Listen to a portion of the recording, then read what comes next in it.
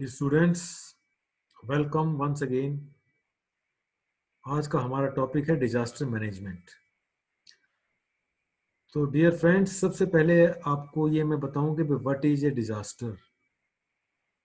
तो डिजास्टर का मतलब ये होता है एक ऐसा इवेंट जिसकी की वजह से अचानक जो हो जाए और जिसकी वजह से कि there is a huge loss of life and property. मतलब एक ऐसा हादसा जिसकी वजह से कि बहुत ज़्यादा लाइफ का नुकसान हो जाता है और प्रॉपर्टीज़ का भी बहुत ज़्यादा नुकसान हो जाता है। उस इवेंट को हम डिजास्टर बोलते हैं। जैसे कि अर्थक्वेक आ जाना, बाढ़ का आ जाना, फ्लड का आ जाना, या लैंडस्लाइड हो जाना, या जिसको हम कहते हैं कि जो कोई किसी फैक्ट्री में आग लग जाना, या एकदम से किसी बहुत बड़े पत्थर का टूट के नीचे गिर जाना, या जो हमारे वोल्केनोज हो जाते हैं, वोल्केनोज के अंदर इरप्शन हो जाना। तो इस तरह से बहुत सारे ऐसे रीजन्स हैं जिसकी की वजह से एकदम से प्रॉपर्टी या ह्यूमन लाइफ का बहुत ज़्यादा नुकसान होता है। तो इस तरह के किसी भी इवेंट को हम डिजास्टर बोलते हैं। इसी तरह से एक टर्म और आती है हजार्ड्स। तो हजार्ड एक ऐसा फिनोमिना है जिसके अंदर की इस तरह के डैमेज करने की या प्रॉपर्टीज को नुकसान पहुंचाने की जिसके अंदर की काबिलियत है, लेकिन ये जरूरी नहीं है कि वो डिजास्टर बन जाए। मतलब कि फिनोमिना है जिसकी वजह से ऐसा कुछ हो सकता है। तो हम हजार्ड को प्रिवेंट करने की कोशिश कर सकते हैं, उसको प्रिवेंट करने की कोशिश कर सकते हैं, क्योंकि हजार्ड एक ऐसी चीज है जिसकी की वजह से ऐसा कुछ नुकसान हो सकता है, लेकिन ये जरूरी नहीं कि वो उस तरह का नुकसान हो। अगर नुकसान हो जाए तो दैट इज कॉल्ड डिजास्टर, और अगर वो नुकसान ना कर पाए then that is called hazard. तो जो डिजास्टर होते हैं हमारे, वो दो तरह के डिजास्टर होते हैं। एक डिजास्टर इसको हम बोलते हैं नेचुरल डिजास्टर, और दूसरा जो डिजास्टर होता है हमारा दैट इज मैन मेड। तो दोस्तों, जो नेचुरल डिजास्टर है उसको तो हम रोक नहीं सकते हैं। जैसे कि मान लिया अर्थक्वेक आ जाए, या कोई साइक्लोन आ जाए, कोई स्टॉर्म आ जाए, या कोई जैसे मान लिया फ्लड आ जाए, क्लाउड बर्स्ट हो जाए, सूखा पड़ जाए, या जैसे सुनामी आ जाए, लैंडस्लाइड हो जाए। तो जैसे इसको हम अलग अलग भागों में डिवाइड कर सकते हैं। किसी को हमने विंड रिलेटेड कह दिया, किसी को वाटर रिलेटेड कह दिया जो पानी से संबंधित है, या जो अर्थ से रिलेटेड है, जैसे अर्थक्वेक आ गया, सुनामी आ गया। तो इस तरह के जो डिजास्टर होते हैं जिसके अंदर there is huge loss of life, तो इस तरह के डिजास्टर को हम बोलते हैं नेचुरल डिजास्टर, नेचुरल, जो कि कुदरती रूप से होते हैं। लेकिन कुछ डिजास्टर ऐसे होते हैं जो कि मैन मेड होते हैं, जो कि मनुष्य के द्वारा बनाए गए हैं। जैसे कि मान लिया वार हो गई, या जैसे कोई क्या नाम है रॉयट्स हो गए कहीं पर, या कहीं पर ट्रेन भिड़ गई आपस में, या व्हीकल्स भिड़ गए, हवाई जहाज का एक्सीडेंट हो गया, या आदमी ने कहीं पर न्यूक्लियर एक्सप्लोजन कर दिया, या कहीं पर इंडस्ट्री के अंदर कोई बहुत बड़ा एक्सप्लोजन हो गया। ये जैसे मान लिया, जैसे ये भी यूनियन कार्बाइड में भोपाल में हुआ था एक हादसा, उसमें गैस लीक हो गई थी। तो that is a man made. तो इस तरह के हादसे जो हैं जिनको कि हम प्रिवेंट कर सकते हैं, जैसे कि जंगलों में आग लग जाती है, ये जैसे डिफोरेस्टेशन करते हैं, या एयर वाटर पोल्यूशन है, ये सब जो इस तरह के हैं जो कि डिजास्टर जो है कि मैन मेड है, आदमियों ने बनाए गए हैं, लेकिन इनको कि हम कंट्रोल कर सकते हैं। तो मेजर दो तरह के डिजास्टर हो गए। एक को हमने कह दिया नेचुरल डिजास्टर, जिसके अंदर की आदमी का कोई हाथ नहीं है, जिसको कि आदमी नहीं रोक सकते। लेकिन जो मैन मेड डिजास्टर होते हैं जिनको कि हम किसी हद तक अगर अपनी नेचुरल प्रकृति को अगर बरकरार रखें तो उनको हम रोक सकते हैं। तो दोस्तों, इस सबको कंट्रोल करने के लिए, जैसे हमारे 2001 के अंदर, 2000 के अंदर अर्थक्वेक आया भुज के अंदर, तो उसकी वजह से हमारे वहाँ पर बहुत ज़्यादा नुकसान हुआ।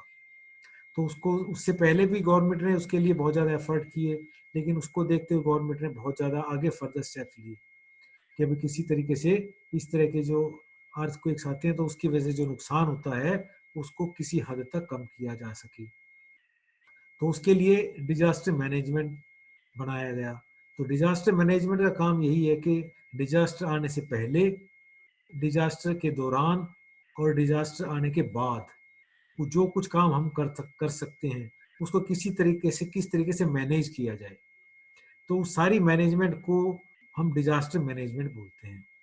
तो मतलब डिजास्टर मैनेजमेंट का मतलब यही है कि हम इन सभी एक्टिविटीज को मैनेज करना, डिजास्टर आने से पहले, डिजास्टर के दौरान और डिजास्टर के बाद। तो सारे काम जो होते हैं हमारे, this come under the category of disaster management. तो जो डिजास्टर मैनेजमेंट का यही ऑब्जेक्टिव है कि लोगों को एजुकेट करना अबाउट वेरियस डिजास्टर्स, कि भाई कौन कौन से डिजास्टर मैन मेड होते हैं, कौन से नेचुरल डिजास्टर्स हैं। तो उसके लिए फिर रेस्क्यू वर्कर्स को तैयार करना, ताकि अगर डिजास्टर कोई आ जाता है तो उसके दौरान जो हमारे वर्कर्स, जो हमारे आदमी, जो हमारे पर्सनल्स जो उसके अंदर काम करेंगे, उनको कैसे ट्रेनिंग देनी है। और इसी तरीके से हम उसके अंदर डिजास्टर के दौरान हम अपने सिटीजन्स को, स्कूल में बच्चों को अवेयर करते हैं कि भाई अगर डिजास्टर आ जाए तो आप अपने आप को कैसे बचाएं, ताकि उसके अंदर आप अपने आप को प्रोटेक्ट कर सकें। अगर अर्थक्वेक आ जाता है मान लिया, तो इस तरीके से हम पहले मॉक ड्रिल कराते हैं, ताकि अचानक एकदम से उसको गड़बड़ाहट ना मचे और वो अपने आप को जितना भी हो सकता है, अपने आप को जिस सिचुएशन में भी है उसके अंदर कवर कर सकते हैं। तो इस तरीके से ये जो हमारे डिजास्टर मैनेजमेंट है, ये इसके ऑब्जेक्टिव्स हैं। अब इसके अलावा जैसे देखिए, जो डिजास्टर मैनेजमेंट है हमारी, इसके हमने 4 फेसेस बनाए हैं। तो जैसे इसके अंदर सबसे पहला हमारा जो लिखा गया है, disaster impact emergency phase. Emergency phase का मतलब जिस टाइम डिजास्टर आया हुआ है, तो उस टाइम पर हमें क्या करना है। फिर उसके बाद आता है response, post disaster phase. Disaster आने के बाद हमें क्या करना है। फिर तीसरा फेज आता है रिहेबिलिटेशन। रिहेबिलिटेशन का मतलब है कि डिजास्टर आने के बाद हमें उनको कैसे रिहेबिलिटेट करना है, जो जो उसके अंदर, जो डिजास्टर के अंदर जो आदमी फंस गए थे, उनको कैसे दोबारा से बसाना है।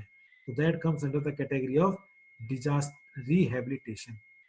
तो ये 2 प्रोसेसेस जो हैं, इनको पोस्ट डिजास्टर बोलते हैं, मतलब डिजास्टर आने के बाद। और डिजास्टर आने से पहले भी हम 2 काम करते हैं। प्रिपेयर्डनेस, मतलब हमारी कितनी तैयारी है, ताकि हम उसके अंदर उसको कैसे फेस कर सकते हैं। और एक हमारा उसके अंदर काम होता है मिटिगेशन। तो ये सभी चीज़ें हम आपको डिटेल में आगे डिस्कस करेंगे कि मिटिगेशन क्या होता है, प्रिपेयर्डनेस क्या होती है, रेस्पॉन्स क्या होता है, और रिहेबिलिटेशन क्या होता है। तो देखिए दोस्तों, सबसे पहले स्टूडेंट्स, सबसे पहले हमारा काम है रेस्पॉन्स का। रेस्पॉन्स का मतलब ये है कि जब भी कोई, अगर कोई इस तरह का डिजास्टर आता है, तो उसके अंदर हम उसके अंदर उसको कैसे रेस्पॉन्स करते हैं। मतलब हमारे उस टाइम पे एकदम से अगर तुरंत हमारा अगर उसके अंदर अगर रेस्पॉन्स अगर बहुत बढ़िया मिल जाए, तो we can save so many lives.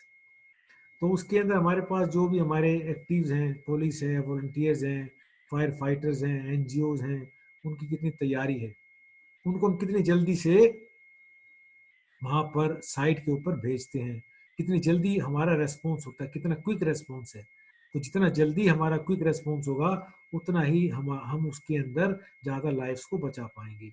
क्योंकि हमारे डिजास्टर मैनेजमेंट का सबसे पहला एम यही है, to minimise the human loss, to minimise the life loss. Life loss जितना कम होगा, उतना ही हमारा डिजास्टर मैनेजमेंट बढ़िया होगा।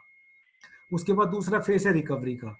तो रिकवरी का मतलब ये है कि जो जो काम हमने उस टाइम पे किया, तुरंत जब डिजास्टर आया हुआ था, फिर उसके बाद हमें, हमारा काम है उस लाइफ को, उस एरिया को रिस्टोर करना, उसको दोबारा उसी वापिस उसी कंडीशन के अंदर लेके आना। तो ये सब काम हमारा होता है रिकवरी फेज में। तो रिकवरी फेज को हमने 3 हिस्सों में डिवाइड किया है। एक को हम बोलते हैं रिस्टोरेशन। तो रिस्टोरेशन का मतलब ये है कि जो हमारी एसेंशियल सर्विसेज थी, जो उस टाइम पर, जैसे कि बिजली की, पानी की, सीवर की, तो ये जो हमारी एसेंशियल सर्विसेज हैं, जो कि हमने उस डिजास्टर के दौरान पे बंद कर दी थी। क्योंकि अगर बिजली उस टाइम पर रहेगी तो वो दिक्कत करेगी, करंट लग सकता है, या पानी की सप्लाई है, पानी भर सकता है। तो इस तरीके से जो हमारी एसेंशियल सर्विसेज थी, हमने उनको बंद कर दिया था। टेलीफोन सर्विस है, इंटरनेट सर्विस है, जो सब बंद पड़ी थी, उनको हमें सबसे पहले रिस्टोर करना, वो सभी चालू करना। चालू करने के बाद फिर रिहेबिलिटेट करना, जो हमारे अफेक्टेड एरियाज हैं, अफेक्टेड पीपल्स हैं, उनको फिजिकली और मेंटली ट्रीटमेंट करके उनको रिहेबिलिटेट करना, बसाना दोबारा, उनको मतलब उनको वापस उसी कंडीशन में लेके आना। क्योंकि जो जो आदमी जो उस टाइम पर डिजास्टर के अंदर फंसे होते हैं, उनकी मेंटल सिचुएशन भी बहुत ही ज़्यादा गड़बड़ हो जाती है, तो हमें उसको रिस्टोर करना होता है। तो उसको रिहेबिलिटेशन बोलते हैं। उसके बाद रिकंस्ट्रक्शन, जो बिल्डिंग्स हमारी, जो मकान गिर गए थे, जिनको कि जैसे अर्थक्वेक के दौरान मकान गिर जाते हैं, उनके अंदर तोड़ टूट फूट हो जाती है, रिपेयर करना होता है, तो ये सारा काम हमारा आता है रिकंस्ट्रक्शन के अंदर। तो ये 3 काम हम करते हैं रिकवरी के अंदर। तो दोस्तों ये पोस्ट डिजास्टर की सिचुएशंस हैं, रेस्पॉन्स एंड रिकवरी।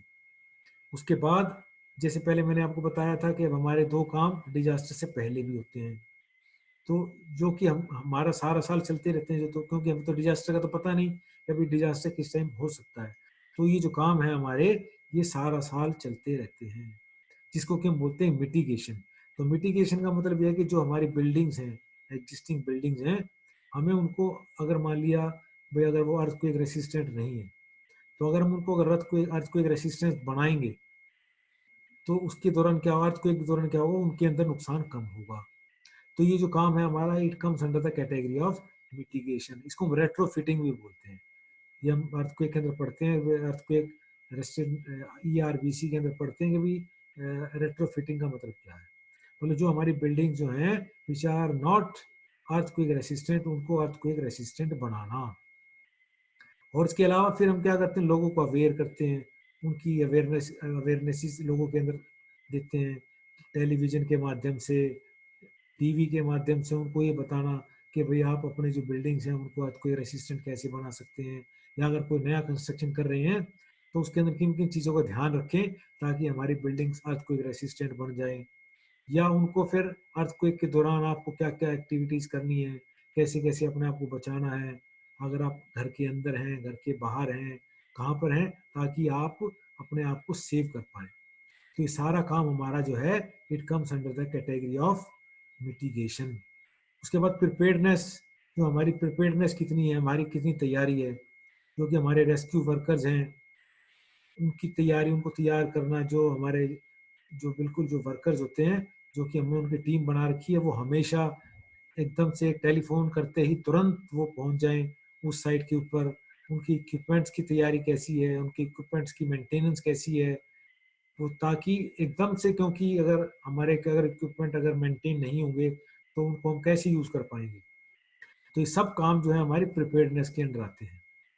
तो जो डिजास्टर मैनेजमेंट के 4 पार्ट, सबसे पहला जो ड्यूरिंग डिजास्टर, फिर उसके बाद पोस्ट डिजास्टर, और उससे उसके अंदर जब हमारा सारा साल चलता है प्री डिजास्टर। तो ये 4-5 काम जो है हमारे, this all comes under the category of disaster management. तो दोस्तों इसके अंदर जैसे अभी हमारा एक पहले वर्ड आया था रेस्क्यूअर, रेस्क्यू वर्कर्स। तो क्योंकि जो सबसे जो जरूरी काम होता है, वो जो काम करने हैं वहां पर, जो कि कोई भी मान लिया डिजास्टर आया हुआ है, तो उस टाइम पर रेस्क्यू वर्कर्स ही काम करते हैं। तो रेस्क्यू, क्योंकि रेस्क्यू वर्कर्स की ही सबसे बड़ी जिम्मेवारी है, तो उनकी जो साइकोलॉजी है वो बहुत स्ट्रोंग होनी चाहिए। क्योंकि जो रेस्क्यू वर्कर्स हैं वो भी ह्यूमन बींग्स ही हैं, उनको भी नहीं पता भी एग्जैक्ट सिचुएशन क्या है। तो इसीलिए वो डेंजरस डेंजरस सिचुएशन में जा रहे हैं, तो अगर वो खुद ही डर जाएंगे अगर उस सिचुएशन में जाने के अंदर, तो फिर वो कैसे रेस्क्यू होगा। तो इसलिए जो रेस्क्यू वर्कर्स हैं उनकी साइकोलॉजी बड़ी ही स्ट्रोंग होनी चाहिए। और उनको वो जो वहां पर जाते हैं, जैसे कि जैसे लिखा है कि rescuer must understand the psychology of the victim. जो विक्टिम हैं उनकी साइकोलॉजी को उनको उनको समझना चाहिए, और फिर उनको जो भी जरूरत हो वो उनको दें वहां पर। वो ऐसा ना वो खुद ही डर जाएं। It is normal to be anxious and feel fear during the danger. तो जो रेस्क्यू वर्कर्स होते हैं वो भी डर जाते हैं, तो उनको ऐसे क्या नाम है, डेंजर से घबराना नहीं चाहिए। और जो रेस्क्यूअर वर्कर जो और जो विक्टिम है उनमें सिर्फ फर्क यही होता है कि भाई रेस्क्यूअर वर्कर्स तो बाहर से आए तो वो हैंडल को सिचुएशन को हैंडल करने में सक्षम है, लेकिन जो अंदर विक्टिम्स हैं वो, उनको उनके पास ना कोई इक्विपमेंट है, ना वो उनको इस तरह का कोई एक्सपीरियंस है। तो इसलिए जो रेस्क्यू वर्कर्स होते हैं उनकी साइकोलॉजी जो है एक बहुत इंपॉर्टेंट होती है। तो हमें उसके उसकी जो साइकोलॉजी है वो बहुत ही ज़्यादा स्ट्रोंग होनी चाहिए। अब उसके बाद हमारा जो नेक्स्ट टाइप आता है, जो कितने तरह के रेस्क्यू वर्कर्स होते हैं। तो सबसे पहले तो रेस्क्यू वर्कर्स वही होते हैं जो कि सर्वाइवर होते हैं। अगर मान लिया कहीं पर कोई अगर कोई डिजास्टर होता है, तो सबसे पहले उसके अंदर कुछ विक्टिम्स हो जाते हैं जो कि फंस गए वहां पर, लेकिन कुछ आदमी वहां पर बच भी जाते हैं by the grace of God, जो वहां पर उसके अंदर नहीं फंसे। तो सबसे पहले रेस्क्यू वर्क वही शुरू करते हैं। इनको भी बोलते हैं हम सर्वाइवर्स। तो जो सबसे सर्वाइवर होते हैं उनको ज़्यादा पता नहीं होता कि भाई कैसे रेस्क्यू वर्क करना है, तो कई बार वो खुद भी फंस जाते हैं। तो इसीलिए जो रेस्क्यू वर्कर जो सर्वाइवर होते हैं उनको भी बहुत ध्यान से काम करना चाहिए। तो सबसे पहले जो रेस्क्यू वर्कर्स होते हैं वो सर्वाइवर ही होते हैं। फिर उसके बाद होते हैं अनट्रेन्ड पीपल, जहाँ पर जैसे कोई डिजास्टर हुआ या कोई रेल एक्सीडेंट हुआ, तो सबसे पहले जो आस पड़ोस के जो लोग हैं जो वहाँ पर आवाज़ को सुनते हैं कि भाई ऐसे ऐसे कोई डिजास्टर हो गया है, तो सबसे उसके बाद फिर वो नेक्स्ट वो आदमी आ जाते हैं रेस्क्यू करने के लिए, उनको बचाने के लिए। अब उनका भी एक्सपीरियंस तो नहीं होता कि भाई कैसे करना है, लेकिन फिर भी वो अपनी तरफ से कोशिश करते हैं कि भी किसी तरीके से उनको जो अंदर विक्टिम्स हैं उनको बचाया जाए। फिर उसके बाद सबसे थर्ड टाइम पर उसके बाद आते हैं ट्रेन्ड पीपल, जो कि हमारे रेस्क्यूअर्स हैं। एक्चुअल में रेस्क्यूअर्स वही हैं जिनको की प्रॉपर ट्रेनिंग है उस चीज़ के लिए कि भाई उनको कैसे बचाया जाना चाहिए, क्योंकि हमारी गवर्नमेंट उनको ट्रेनिंग देती है। तो जो स्टेट लेवल पे, नेशनल लेवल पे, डिस्ट्रिक्ट लेवल पे इस तरह से रेस्क्यू वर्कर्स होते हैं। तो जैसे ही कोई डिजास्टर होता है तो उनको इन्फॉर्मेशन भेजी जाती है और सबसे फिर उसके बाद वो आकर रेस्क्यू का काम शुरू करते हैं। तो हमारे रेस्क्यू के 3 टाइप के वर्कर हो गए, एक सर्वाइवर्स जो बचे हुए थे, फिर उसके बाद जो अनट्रेन्ड पीपल जो आस पड़ोस के जो लोग हैं वो होते हैं, और फिर उसके बाद जो ट्रेन्ड पीपल होते हैं। तो इस तरह से 3 तरह के रेस्क्यू वर्कर्स होते हैं। तो जो रेस्क्यू वर्कर जब वो कैसे शुरू करते हैं, तो सबसे पहले वो रेकनेंस सर्वे करते हैं वहाँ की, कि भाई वो सबसे पहले ये देखते हैं कि भाई क्या क्या लोकेशन है, कितनी कैजुअलिटीज हैं, उन तक कैसे पहुँचाया जा सकता है।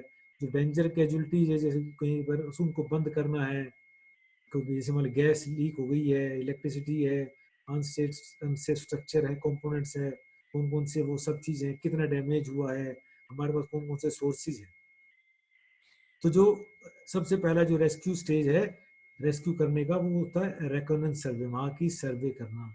क्योंकि अचानक से एकदम से जाकर आप काम नहीं शुरू कर सकते हैं कि भाई एकदम से जाकर अंदर अपना वहाँ पर रेस्क्यू करना शुरू करते हैं। सबसे पहले उसकी रेकोनेंस सर्वे की जाती है, उसकी देख की जाती है, उसकी सारी रिपोर्ट बनाई जाती है भी यहाँ पर कैसे कैसे हमें काम शुरू करना है, तो उसको रेकोनेंस सर्वे बोलते हैं। फिर उसके बाद होता है एक्चुअल में प्रॉब्लम सॉल्विंग प्रोसेस। उसके बाद प्रॉब्लम सॉल्विंग प्रोसेस शुरू करते हैं कि भाई हमारा एम क्या है, क्या प्रॉब्लम है, बहुत सारे कौन कौन से फैक्टर्स हैं, क्या क्या उसके पॉसिबल सॉल्यूशंस हैं, उनमें बेस्ट सॉल्यूशन कौन सा है। क्योंकि एक काम को करने के लिए हमारे बहुत सारे सॉल्यूशन हो सकते हैं, तो हम हर एक सॉल्यूशन पे तो काम नहीं शुरू करेंगे। हमारा सबसे पहला काम ये होता है कि इसके अंदर से जितने भी सॉल्यूशन हमारे पास हैं, उनके अंदर से हमारे पास बेस्ट सूटेड सॉल्यूशन कौन सा है, जो सबसे बढ़िया सॉल्यूशन है, उसके ऊपर काम शुरू करते हैं। तो ये हमारा काम होता है, इसको बोलते हैं प्रॉब्लम सॉल्विंग प्रोसेस। तो हमारी प्रॉब्लम है उसको सॉल्व करने का क्या प्रोसेस है। तो अगर हम जो रेस्क्यू वर्क है हमारा, इसको अगर बाई स्टेप्स अगर लिखें कि हमारे कौन कौन से स्टेप्स हैं, तो सबसे पहला काम वही जैसे आपको बताया गया, रेकनेंस सर्वे करना, रेकनेंस करना, सर्वे करना। फिर उसके बाद यूटिलिटी सर्विसेज है, एलिमिनेशन करना, उनको बंद करना, बिजली, पानी, गैस, टेलीफोन, जो जो भी मतलब जो भी सर्विसेज हैं, बिजली वगैरह, इलेक्ट्रिसिटी, उन सबको बंद करना है, क्योंकि उससे करंट आ सकता है, गैस से आग लग सकती है। तो इस तरह से बहुत सारे काम जो होते हैं उनको बंद करना, एलिमिनेट करना। फिर प्राइमरी सरफेस सर्च, अपने जो जहाँ पर जो हमारा जो एरिया है उसके अंदर सर्च करना, रेस्क्यू उनको जो ढूंढना, विक्टिम को कौन कहाँ पर फंसा हुआ है, उन सभी को ढूंढ ढूंढ के निकालना। क्योंकि कोई मान लिया कोई आ जाएगा तो कहाँ पर फंसा होगा, तो ये कई दिन तक शुरू शुरू में हमारा यही काम रहता है कि भाई हम उसको ही सरफेस सर्च करते हैं, ताकि जो कोई भी एक भी आदमी ऐसा नहीं रहना चाहिए जिसको कि बचाया ना जा सके। उसके बाद फिर जितने भी जो भी पॉइंट्स हैं उन सबको एक्सप्लोर करने की कोशिश करते हैं।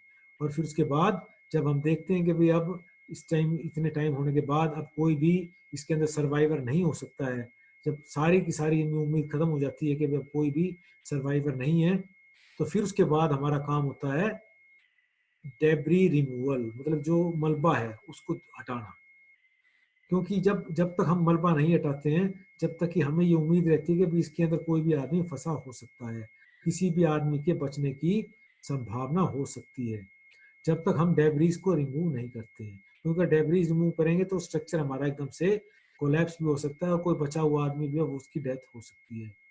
तो इसलिए जब हमारी सारी उम्मीद खत्म हो जाती है, फिर उसके बाद हम डेब्री रिमूवल का काम शुरू करते हैं and terminate by general debris removal. मतलब फिर उसके बाद सारे के एरिया जो उतना भी डेब्रीज है वो सबको साफ करके अपने काम को टर्मिनेट करते हैं। तो इस तरीके से जो ये हमारा रेस्क्यू वर्क है, इसको बाई स्टेप्स, इस तरीके से बाई स्टेप्स वाइज इस तरीके से हम करते हैं। तो इसके अंदर जो रेस्क्यू वर्क है, इसके अंदर हम कौन कौन से इक्विपमेंट का इस्तेमाल करते हैं, तो it depends on the nature of disaster, किस तरह का डिजास्टर आया है, तो उसके अंदर हमें किस किस तरह की जरूरत पड़ती है, किस तरह का सामान चाहिए। तो बहुत सारा सामान होता है रेस्क्यू वर्कर के पास, जो कि they must keep ready with them all the time so that they may utilise it. बिल्कुल प्रॉपर मेंटेनेंस, मेंटेन की कंडीशन में बिल्कुल प्रॉपर तुरंत एकदम से यूज कर सकें। Crane, JCB, rope, drill, ladder, cylinder, ambulance, helmets, fire extinguishers, communication system बहुत बढ़िया होना चाहिए, gas cutter, air compressor, activator, pumps. तो जो भी जैसे जरूरत हमारे पड़ती है उसके हिसाब से सारे के सारे हमारे रेस्क्यू इक्विपमेंट कहलाते हैं। फिर उसके बाद हमारा नेक्स्ट, जब रेस्क्यू हम कर चुके होते हैं, हमारा काम होता है डेब्री क्लियरेंस का। तो डेब्री क्लियरेंस का मतलब है मलबा हटाना। तो मलबा हटाना भी एक बहुत बड़ा काम होता है, क्योंकि जो मलबा हटाना उस टाइम पर बहुत ही ध्यान से ये सब काम होता है, इसको बोलते हैं डेब्री क्लियरेंस।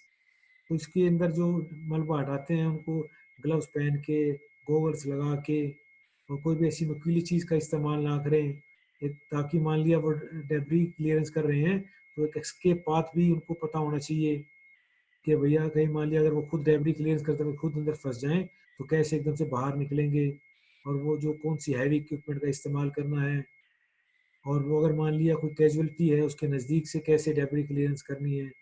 क्योंकि डेब्री अगर कोई कैजुअलिटी अगर मान लिया है तो वहाँ पर अगर आपको मलबा हटाना पड़ भी सकता है, तो बहुत ध्यान से हटाना पड़ता है कि ताकि कहीं वो उसके ऊपर गिर ना जाए। तो इसीलिए जो डेब्री क्लियरेंस का काम होता है, it's a very important and it should be done very carefully. फिर उसके बाद आता है हमारा जो, जबकि जो सबसे पहला हमारा स्टेप जो था कि जब डिजास्टर आया, आने के बाद अब जो हमारा सबसे पहला काम होता है उसके अंदर कैजुअलिटी होती है। कैजुअलिटी में जो जो बंदों की इनको चोट लग गई है, डिसीज पर्सन है, तो उसको मैनेज करना। तो कैजुअलिटी मैनेजमेंट का एक बहुत इंपॉर्टेंट काम है। A person who is affected from disease disaster is called a casualty. जो कि एक डिजास्टर से प्रभावित हुआ है उस आदमी को हम कैजुअलिटी बोलते हैं। तो जो कैजुअलिटी का जो मैनेजमेंट है ये भी एक बहुत इंपॉर्टेंट काम होता है। तो कैजुअलिटी मैनेजमेंट के लिए हमारे पास एक अलग सेपरेट एम्बुलेंस का पाथ हो, हमने वहाँ पर एक अलग से एरिया बना रखा हो जिसके अंदर की जो कि हमारा जैसे मान लिया एरिया है मान लिया, तो वहाँ पर उसके अंदर की जो इंजर्ड आदमी है उनको कैसे मेडिकल रिलीफ देना है, मेडिकल ट्रीटमेंट देना है। तो ये सब के सब काम कैजुअलिटी मैनेजमेंट के अंदर आते हैं। तो for reviving minor injuries and major injuries people, casualty management play important role, बहुत इंपॉर्टेंट रोल रहता है कैजुअलिटी मैनेजमेंट का। तो it should be done very carefully. तो अब हमारा लास्ट टॉपिक है इसके अंदर, क्लासिफिकेशन ऑफ कैजुअलिटी। तो जो हम कैजुअलिटी मैनेजमेंट की बात कर रहे थे उसके अंदर जो कैजुअलिटीज है हमारी, जो इंजर्ड पर्सन है उनको उनकी क्लासिफिकेशन करना, इसको हम ट्रायज भी बोलते हैं। ये बहुत अभी आपने टर्म सुनी होगी, ट्रायज, TRIAGE। ट्रायज का मतलब ये है कि जो कैजुअलिटीज हैं उनको उनकी सीवियरिटी के हिसाब से उनको ट्रीटमेंट देना। This is not done on the first come first serve basis. तो जो पहले मिल गया उसको सर्विस देनी है, ऐसा नहीं है। इसका मतलब ये है कि जो सबसे ज्यादा अफेक्टेड हैं, जो सबसे ज्यादा सीवियरली इंजर्ड है, सीवियरली इंजर्ड में सबसे ज्यादा इंजर्ड है, अगर उनको इमीडिएट अगर अटेंशन नहीं मिला तो दे कैन डाई। तो उस तरह के पर्सन को बोलते हैं सीवियरली इंजर्ड, जिनको अर्जेंट मेडिकल फैसिलिटी की जरूरत है। तो उनको हम ग्रीन कार्ड दे देते हैं, उनको हम रेड कार्ड देते हैं, रेड कार्ड।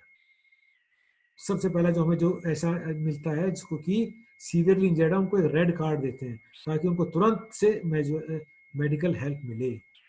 उसके बाद आते हैं सिग्निफिकेंटली इंजर्ड, मतलब वो कि जो कि the are the injured person whose condition is stable and treatment can wait. Treatment को थोड़ी देर बाद, पहले सीवियरली इंजर्ड, उसके बाद फिर उनको, क्योंकि 5-7 घंटे में भी अगर उनको ट्रीटमेंट नहीं मिला तो दे ऑल्सो डाई। तो इस तरह के जो इंजर्ड होते हैं, कैजुअलिटीज होते हैं, उनको हम येलो कार्ड देते हैं। पहले सीवियरली को रेड, फिर दूसरे को सिग्निफिकेंटली इंजर्ड को हम येलो कार्ड देते हैं। तो उसके बाद होते हैं माइनरली इंजर्ड। माइनरली इंजर्ड का मतलब ये कि जिनको कि थोड़ी बहुत चोट लगी है, तो जिनको कि हम काफ़ी जो कि उनकी ज़्यादा इमरजेंसी नहीं है, तो उनको पट्टी वगैरह बैंडेज वगैरह बांध कर थोड़ी देर के बाद जब भी टाइम मिलता है उनको हम रिलीफ, उनको ट्रीटमेंट करके उनको भेजा जा सकता है। तो वो उस तरह के पर्सन होते हैं, उनको बोलते हैं माइनर इंजर्ड, तो उनको हम देते हैं ग्रीन कार्ड। तो इस तरीके से वो लोग जो कि डिस्टर्ब होते हैं, ट्रॉमा से भी होते हैं, वो भी इस कैटेगरी में आ जाते हैं। और जो सबसे लास्ट होता है डिजीज और डेड पर्सन। डिजीज का मतलब जो कि गुजर चुके हैं या लगभग जो कि on the verge of death, तो उस तरह के आदमी को बोलते हैं डिजीज और डेड पर्सन।